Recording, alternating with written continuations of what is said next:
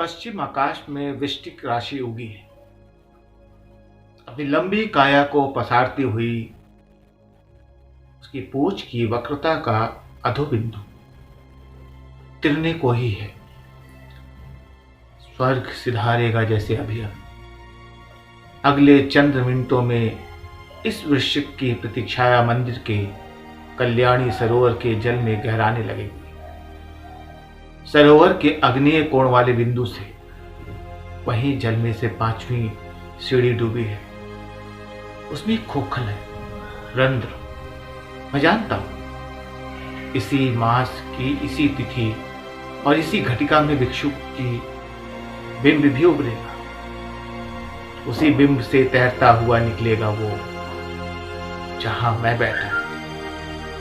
यहीं से मैं सबसे ऊपर की सीढ़ी से बैठे बैठे पीछे देखे बिना भी बता सकता हूं कि कौन सा तारा इस क्षण मंदिर के शिखर को छू रहा है। तारा मंडल की गति साल भर में चक्राकार होती है। मैं निश्चय पूर्वक जानता हूं कि कौन सा तारा मेरे गगन के किस कोने में विराम करता है। मात्र गगन ही नहीं, इस मंदिर के आवर्त के हर उभार और गड्ढे से परिचित हूं, क्योंकि मैंने वहां खोदा है और उसने उतारा है उसको भरा हुआ भी। पूर्वाभास होता है मुझे, किंतु ऋतु में कौन सा पाखी कहां किस पेड़ की डाल पर दिखेगा मैं जानता हूं। इस दिवालय की पुजारी मैं ही हूं।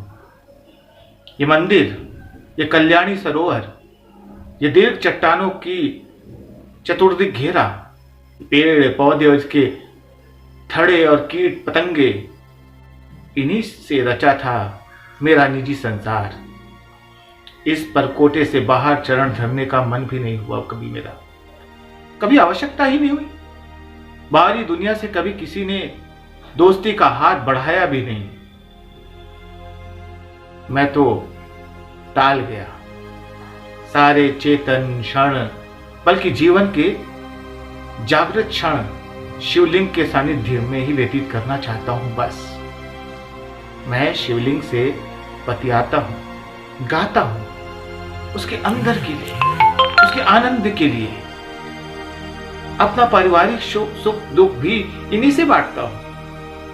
आजकल की राजनीतिक घटनाओं की भी चर्चा और विमर्श भी होता है इन्हीं से। सबसे बड़ी बात यह कि शिवलिंग की श्रृंगार करते समय मैं समय की सुध बुध ही भूल जाता हूं।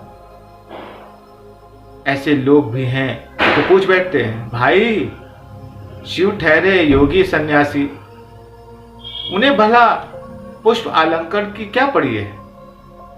मैं टाल जाता हूं, उन्हें कान ही नहीं देता मैं।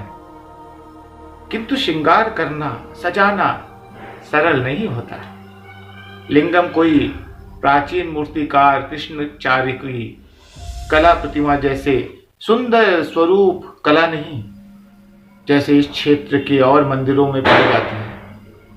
किसी जाने अनजाने स्थानीय मूर्तिकार ने एक लंबी शेषनावत चट्टान में छिपे शिवम्भू से लिंगम के रूप की कल्पना की और अपनी छेनी से उस चट्टान से काट छाट कर पूरा कर दिया। एक खुरदरी युथुल योनि पीठ भी उकेर दी। मूल में जो खुरदुरी शिला थी, सर्दियों की पूजा और अभिषेक से चिकनी हो गई। फिर भी कहीं कहीं खुरदरापन शेष है।